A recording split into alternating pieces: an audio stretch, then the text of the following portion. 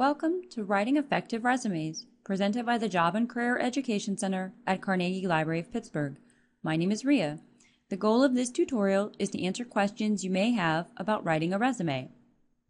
This tutorial will address some common resume questions, including: what is a resume? What is a resume for? How should a resume look? What goes on a resume? Are there common mistakes to avoid? Is there help for writing a resume? Before you can write an effective resume, it's important to know what a resume is. A resume is a list of your work history that is formatted for quick review by a human resources employee or a hiring manager. Most job positions require a resume. A resume is your chance to show how your experience matches a job posting's required qualifications. So, you might be asking what a resume is for. The answer is really very simple. A resume is your tool for getting an interview. To increase your chances of getting an interview, your resume needs to do a few important things. First, resumes highlight your qualifications for a job posting. Next, your resume connects your skills to a company's needs. Finally, your resume shows the hiring manager why he or she should interview you. Don't expect to get a job based on a resume. Remember, resumes don't get jobs, they get interviews. Now that you know what a resume is and what it's for, it's important to think about how your resume looks. A lot of resume advice will tell you to limit your resume to a single page. This is usually true, especially if you're a new graduate or early in your career. A single page is usually enough when you're starting out. However, if you're later in your career or have a lot of relevant experience, everything may not fit on a single page. In those cases, a two-page resume is acceptable. Relevance is more important than length. If it's relevant, include it. Most employers expect resumes to be sent as electronic files.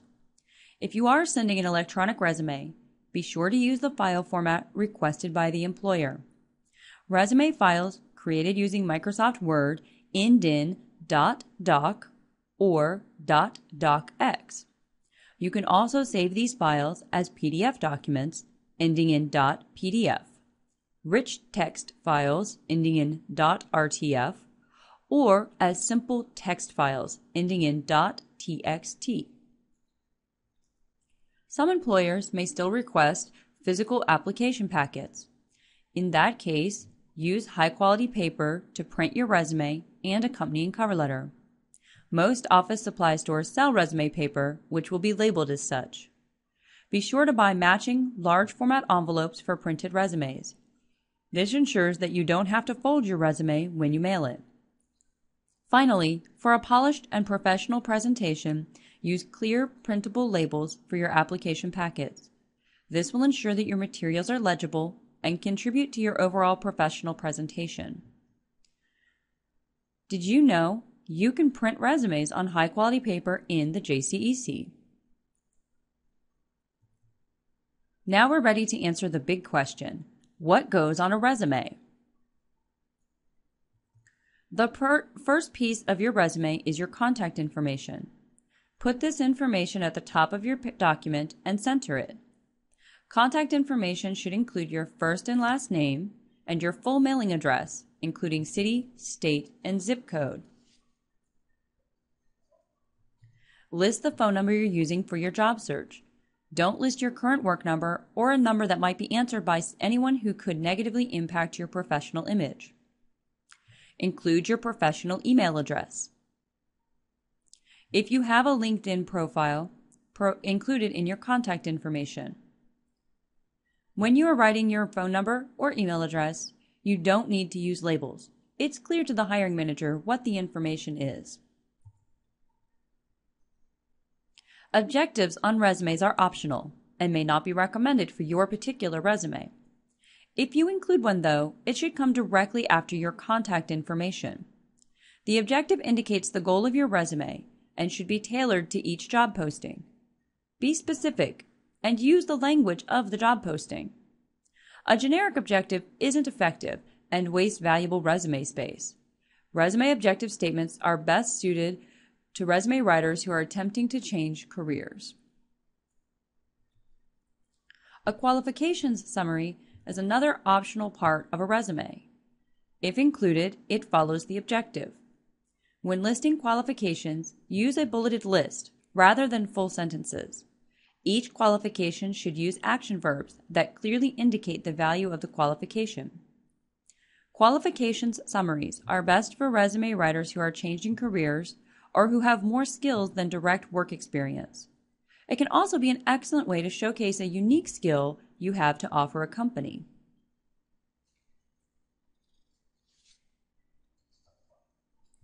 Your experience is the main component of your resume. List it first, unless you're including an objective or qualification summary. All of the experience you include should be relevant to the job for which you are applying. Organize your experience in reverse chronological order. This means that the most recent experience will be listed first, and the least recent experience will be listed last. Each piece of experience should include the company for which you worked, along with the city and state in which the company is located. List the dates you were employed. Give your specific job title. When listing job accomplishments, use action words and quantify your work as much as possible. For example, if you created financial reports for your supervisor to review, you might list created 3 financial reports for administrative review. You may not realize it, but volunteer experience counts as work experience. This is especially important for unemployed job seekers who volunteer while they're seeking paid work. Volunteer experience also shows community involvement. When listing volunteer experience, make sure that it's relevant to the job for which you are applying. Format it the same way as paid work experience. For the job title, indicate that you were a volunteer and be as specific as possible. For example, if you worked in an animal shelter taking care of animals, you might list Animal Care Volunteer as your title. If you have a specific title as a volunteer, use that title. Following your work experience, give your educational qualifications. This section is also arranged in reverse chronological order. If you have a college degree, it isn't necessary to list your high school diploma. For recent graduates or early career job seekers, you might include courses you took that are relevant to the job posting. Education doesn't have to mean formal degrees. You can also include relevant certifications, training, and awards. Many resume writers make mistakes that are easy to avoid or correct. Some common mistakes are having typos, grammar errors, unprofessional contact information, strange or distracting formatting, and misleading or false information on the resume. Strive to have a resume that is completely free of errors. One way to do this is to proofread carefully. When proofreading, don't depend on spell check. It's a useful tool, but it won't catch every kind of error. Have a friend, family member, or colleague check your resume for errors. Many books and online resume tip lists mention typos and grammar errors as the #1 mistake of resume writers. Stand out with an error-free resume.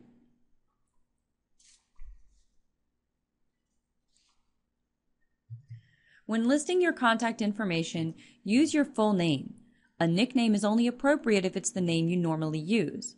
For example, if your name is Catherine, but you always go by Kate, that would be appropriate on a resume.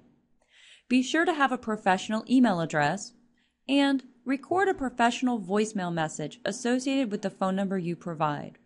It is important to have a professional image in every form of contact so that there's no reason for a hiring manager to overlook your resume. Be sure to keep all of your fonts, margins, and spacing consistent. Use standard fonts like Times New Roman or Arial. Don't be tempted to include color, images, or gimmicks in your resume. Even while you work to match your experience to a job posting, never lie on your resume. If you give false information on a resume or during an interview, you won't be eligible for hire, or you may be fired from the job if the false information is uncovered. Lying is not an effective way to get or keep a job. If you need more help with your resume, there are a number of resources and services available to you through the JCEC. The JCEC has a large collection of resume guides available for you to use and check out. A few that we recommend are Unbeatable Resumes by Tony Bashara, Knock 'em Dead Resumes by Martin Yate, and The Quick Resume and Cover Letter Book by Michael Farr. The call numbers are listed to help you locate the materials in the JCEC. If you need help, please ask a librarian. In addition to printed material, the JCEC gives you access to some powerful online content. View our other tutorials to learn more about cover letters, professional email use, local online application systems, and job-related databases. Resume Maker is a database that allows you to create and store resumes. It is available at the library and from home with a Carnegie Library of Pittsburgh library card. The Ask a Manager blog addresses a variety of job-related topics and issues from the point of view of a human resources professional. For even more help, schedule an appointment for resume and cover letter assistance. Call the JCEC at 412-622-3133 for more information or to schedule an appointment. We offer a resume tune-up class through the PC Center. Go online or call 412-622-3133 to find class times and to register for a class. Finally, check out our Skills for Success speaker series. Different professionals bring their expertise to you. Check the events calendars for event dates. Using these resume guidelines, you should be on your way to writing effective resumes. Good luck with your job search. If you have questions about this tutorial, please contact the Job and Career Education Center at 412-622-3133 or jcec@carnegielibrary.org. Thank you for watching this tutorial. Please help the Job and Career Education Center by completing a brief survey.